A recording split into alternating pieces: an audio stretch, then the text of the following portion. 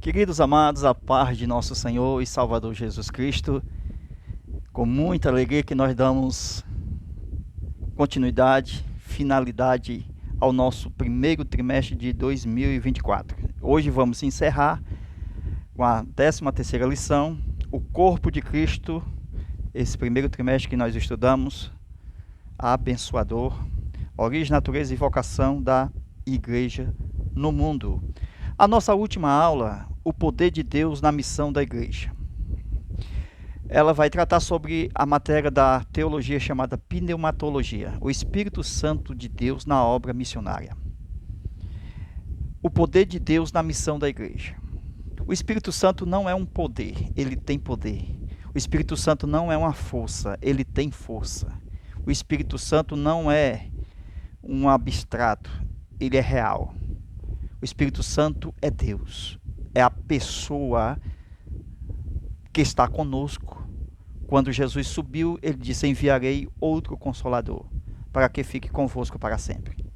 Assim, dessa forma, o Pai enviou o Filho, e o Filho e o Pai enviou o Espírito Santo.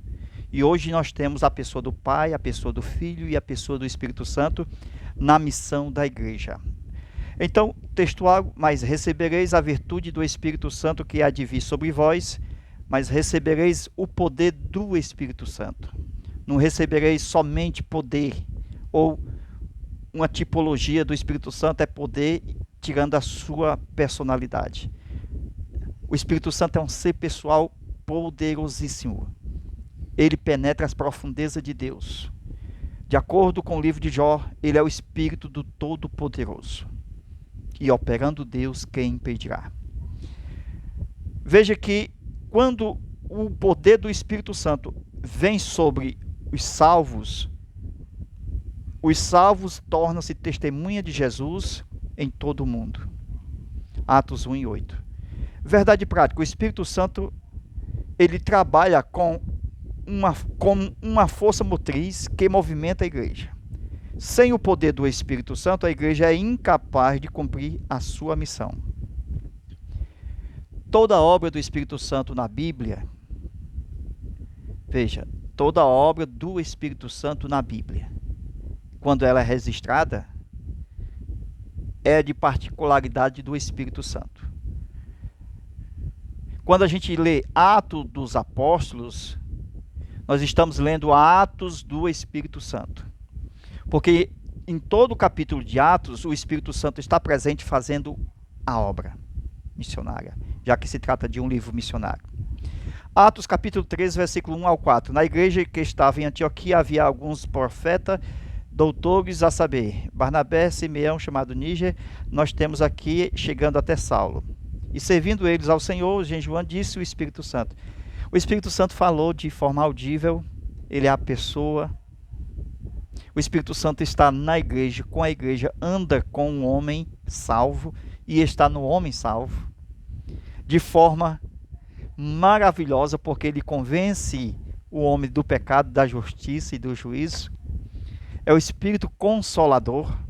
Apartai-me a Paulo e a Barnabé e a Saulo para uma obra que eu vos tenho chamado. A obra missionária é do Espírito Santo. Jesus foi e deixou o Espírito Santo, da mesma essência do Filho.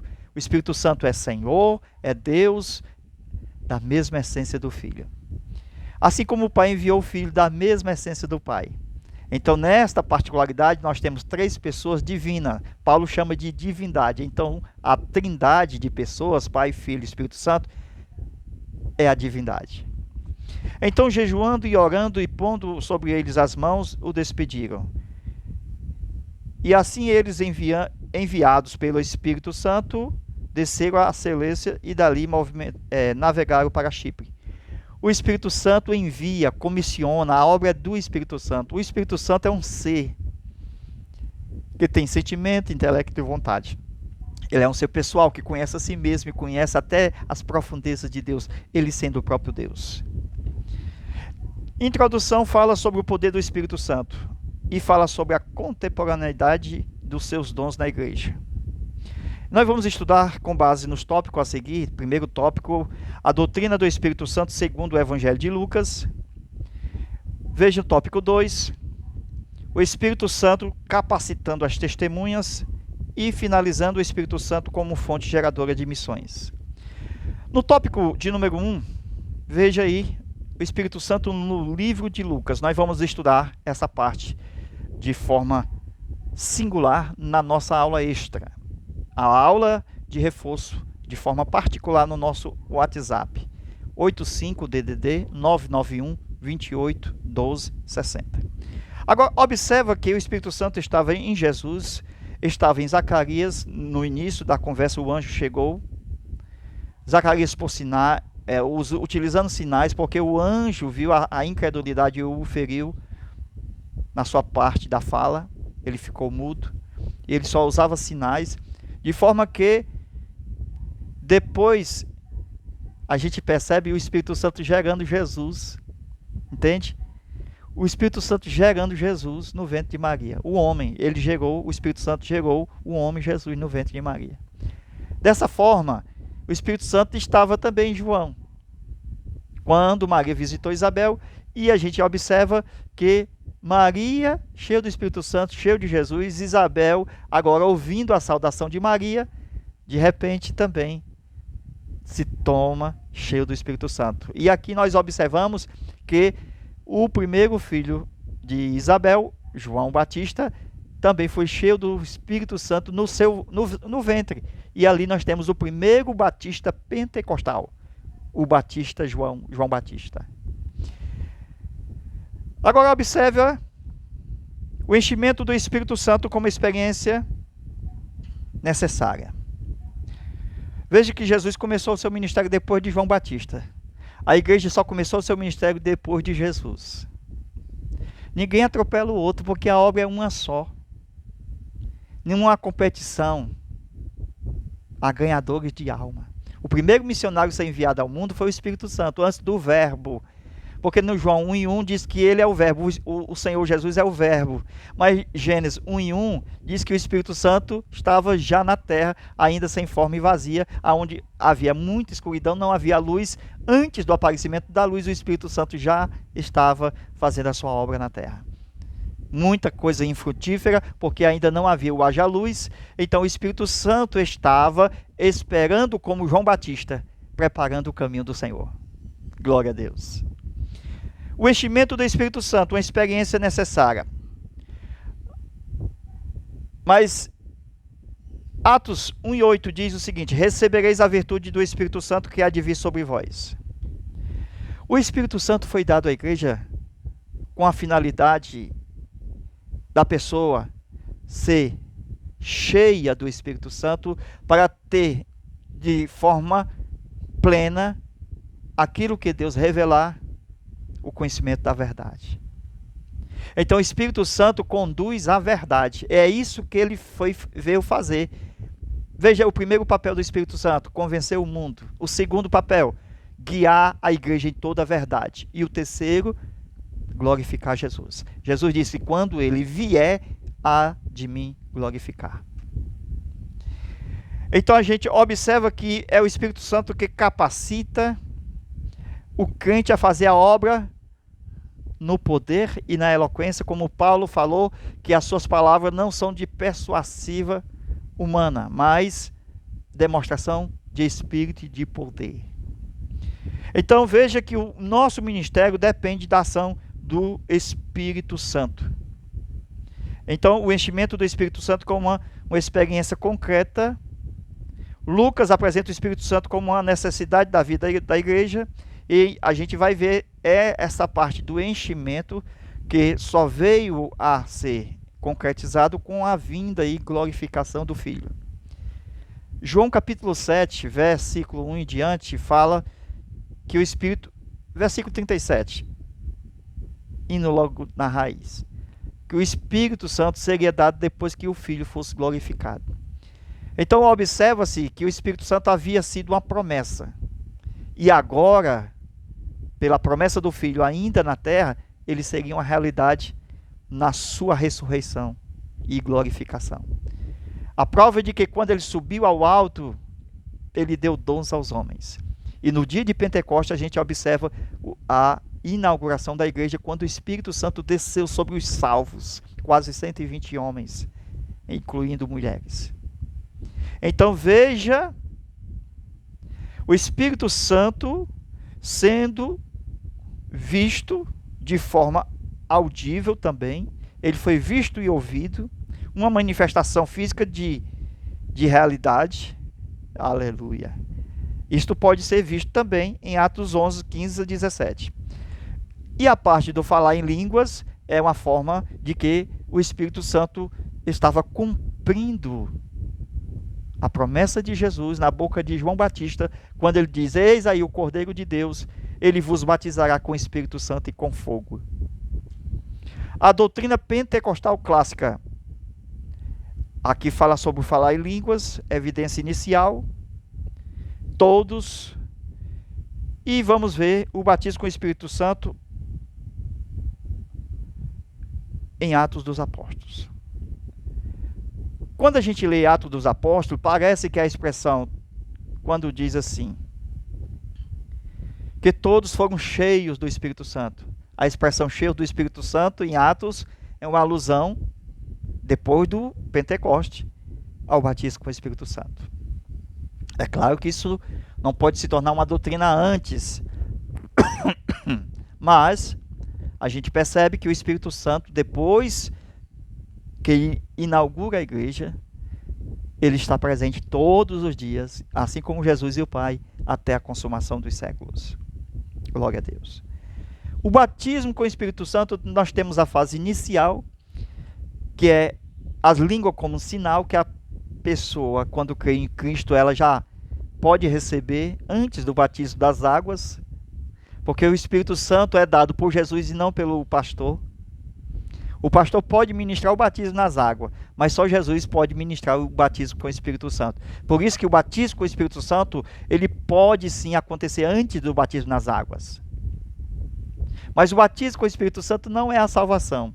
Por isso que nem todos salvos são batizados com o Espírito Santo. Mas alguns, como sinal, eles são batizados. E muitos deles só falam uma simples língua estranha, porque ainda não tem a variedade de línguas, aonde tem a multiforme da sabedoria de Deus nas línguas estranhas, aonde muitas das vezes essas línguas requer interpretação. Então nós temos língua como sinal, línguas estranhas e línguas para ser interpretada. Então nós temos 3 tipos aí para ser estudado. No tópico 2, o Espírito Santo capacitando as testemunhas.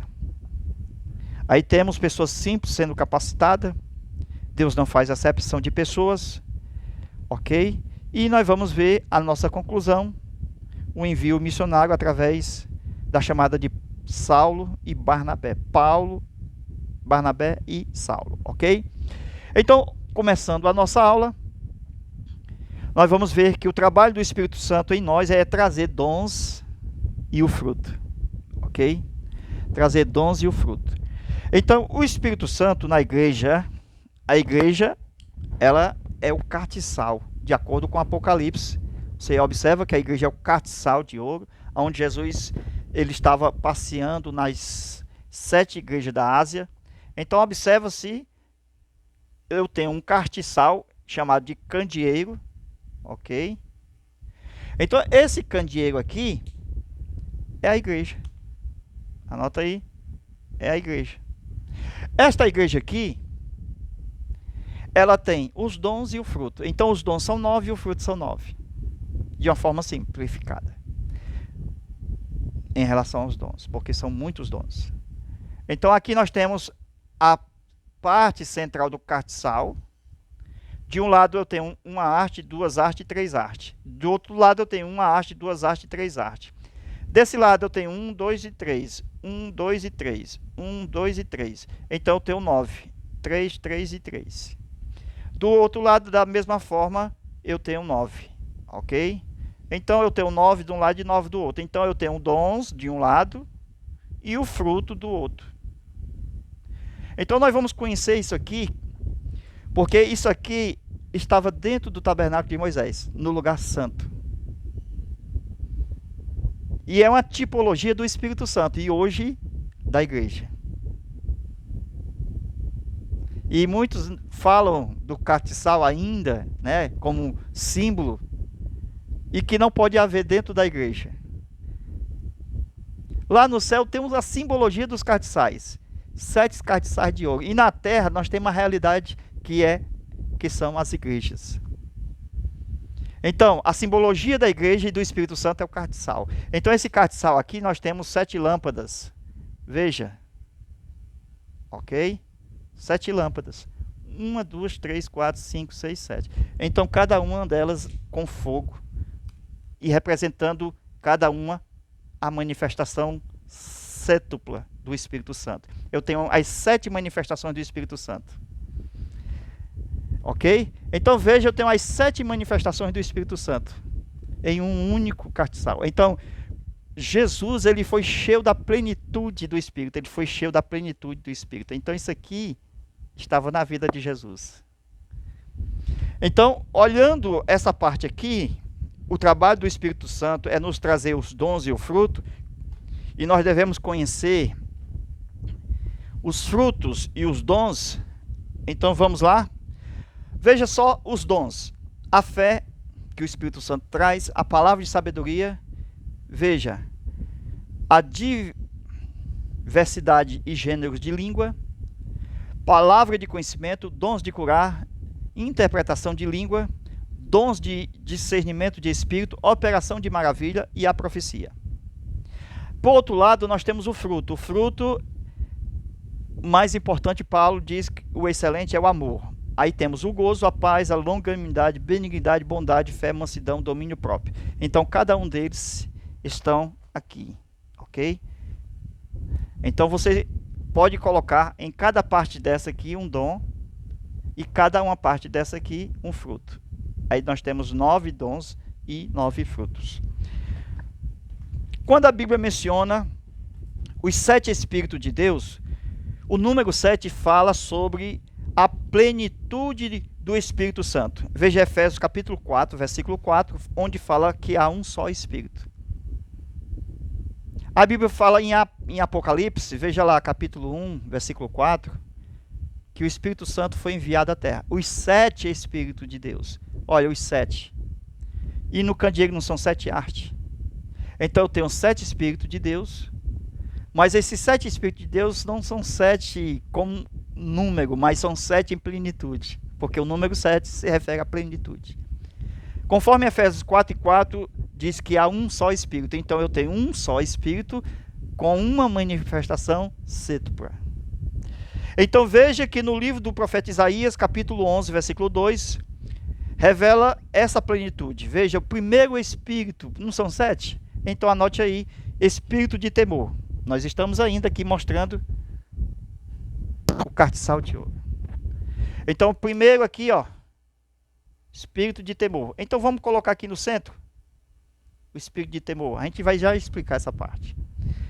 Então, veja o segundo Espírito. Não são 7 Espíritos? Então, o segundo Espírito, veja, de sabedoria. O terceiro, de entendimento. O quarto, do Senhor. Quinto, de poder. É a aula de hoje, o Espírito de poder na igreja. E o quinto, Espírito de conhecimento. Certo? Mais uma vez, voltando aqui a fita, está em Isaías, anota aí, Isaías, capítulo 61, melhor, 11, versículo 2. Veja lá, revela a plenitude do Espírito. O Espírito de temor, número 1. Espírito de sabedoria, número 2.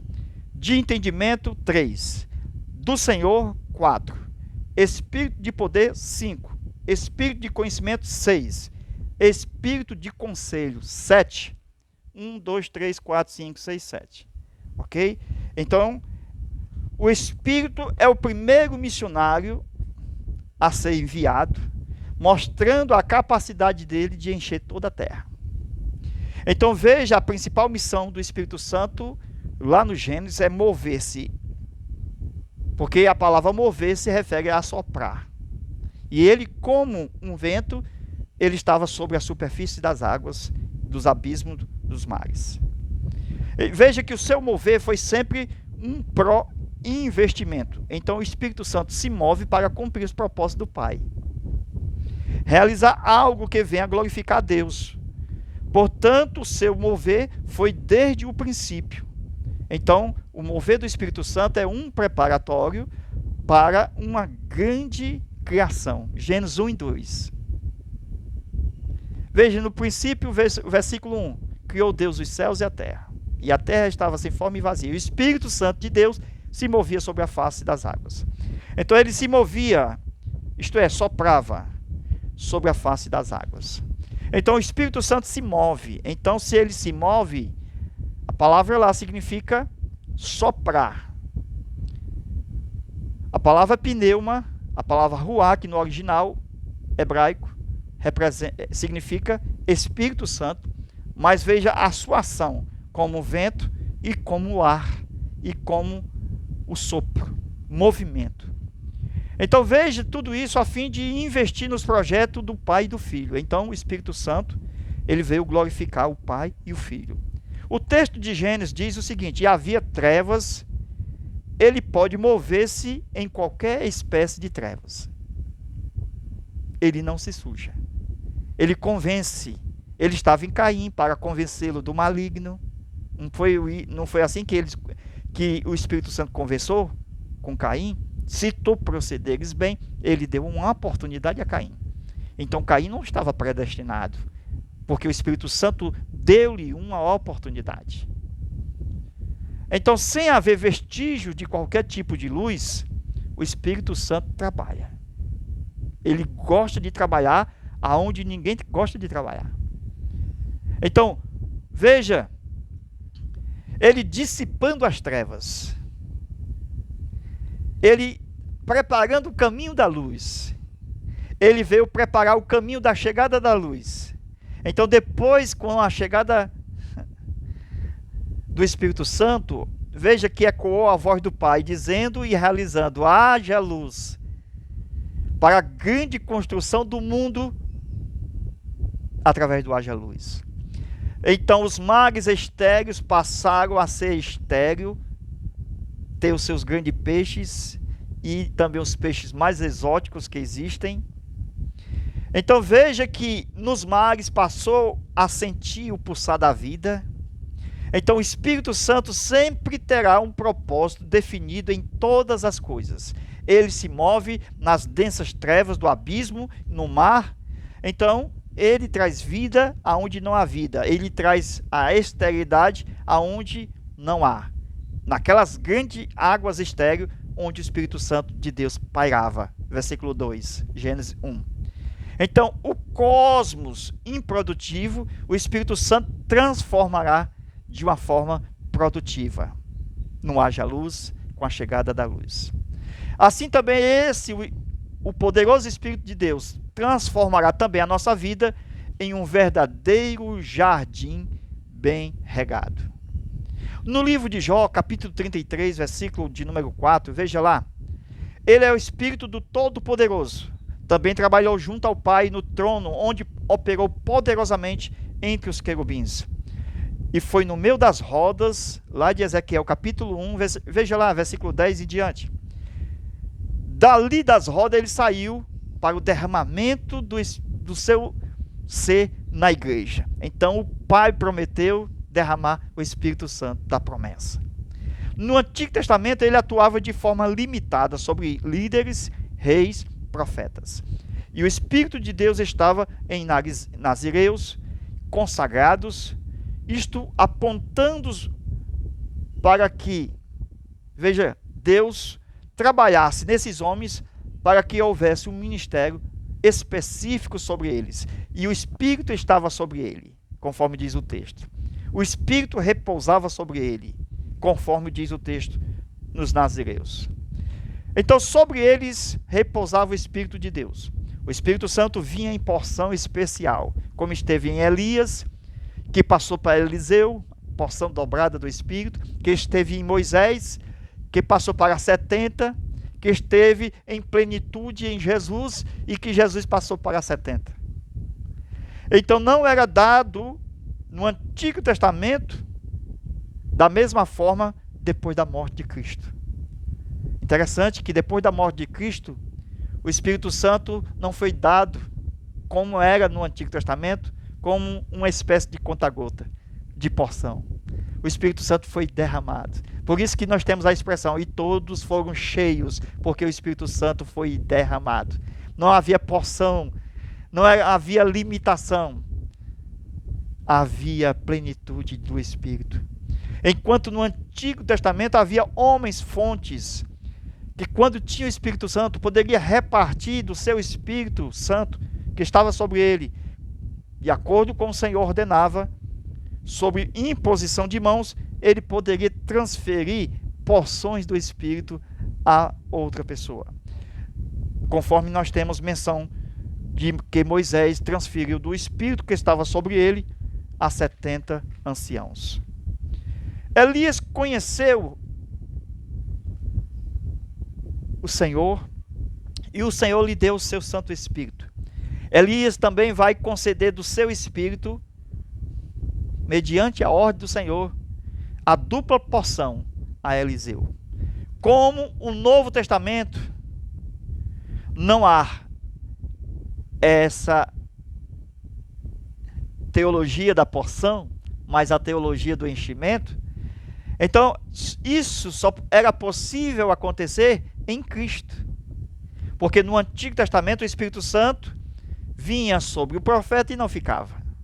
Ele vinha realizar a obra da profecia e saía. Por isso que na profecia do profeta do Antigo Testamento, essa profecia não era julgada. O profeta não era julgado.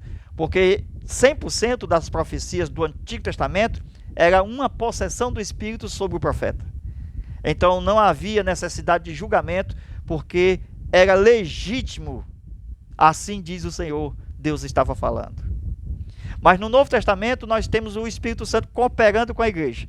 Então é o Espírito Santo no homem com o homem.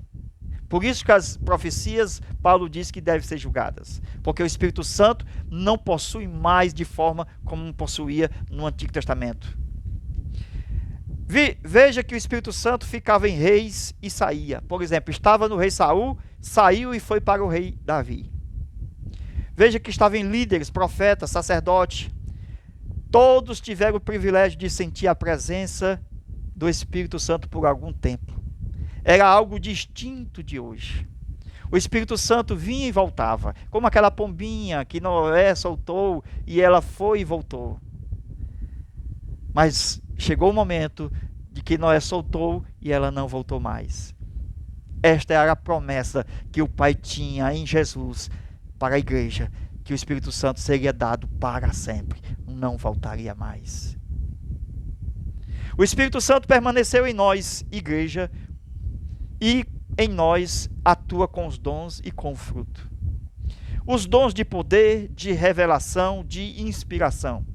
O Espírito Santo trabalha com a unidade, que proporciona a direção de Deus na realização de sua obra. Hoje o Espírito Santo trabalha na terra, fazendo os ministros caminharem e as suas decisões no ministério ter respaldo de Deus. O que ligares na terra será ligado no céu. Então o mover do Espírito Santo nos conduz à obediência a Deus.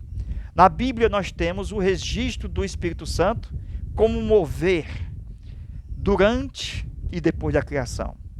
O primeiro, mover, dar vida. O segundo, conhecer, fazer que Caim conhecesse o seu pecado, convencendo Caim do seu pecado. Terceiro, atribuindo dons naturais aos homens, Gênesis capítulo 4. Quarto, preparando uma raça de conhecedores de Deus, conforme nós temos os adoradores, Sete, Enos e Enoque. No Antigo Testamento, a profecia era muitas vezes resultado da possessão do Espírito na alma do profeta. E não poderia ser julgada, porque era 100% Deus falando. Era obra do Espírito. Hoje o Espírito Santo trabalha com o homem e no homem, por isso a profecia necessita de ser julgada. No Novo Testamento, Jesus pôs homens dons. Não há homens fonte. Não há homens para ser consultado conforme era consultado na antiga aliança. Os homens hoje são iguais, porque Deus distribuiu os dons à sua igreja. Então veja que não há este homem fonte, mas há homens dons que manifestam o seu ministério não somente porque são dons, mas porque são dons de Deus e que atua na igreja formando um corpo. Amém? Nós vamos estudar a segunda parte. Vamos anotar aqui para você entrar em contato conosco. Anote aí. Ó, o nosso zap 85 é o DDD. Anota aí. 991 28 12 60. Mais uma vez. 85 DDD 991 28 12 60. Aqui é o nosso WhatsApp particular. Entre em contato conosco, nós vamos enviar a segunda parte em forma de link. Você aperta aí e assiste, ok? Nós vamos fazer a nossa segunda parte desta aula de número 13, encerrando o trimestre. O poder de Deus na igreja. Veja aí. Lembrando que nós vamos estudar o nosso novo trimestre que está chegando. Segundo trimestre de 2024. Vamos estudar sobre a nossa entrada no céu. E como chegar lá, através do caminho, a verdade e a vida. João 14,6. Você é o nosso convidado para estudar de forma particular e também no YouTube. Amém? Deus abençoe e Deus te guarde. Lição 13, nós vamos agora passar para vocês. Daqui a pouco estudaremos e enviaremos, ok? Ainda hoje, se Deus quiser. Amém.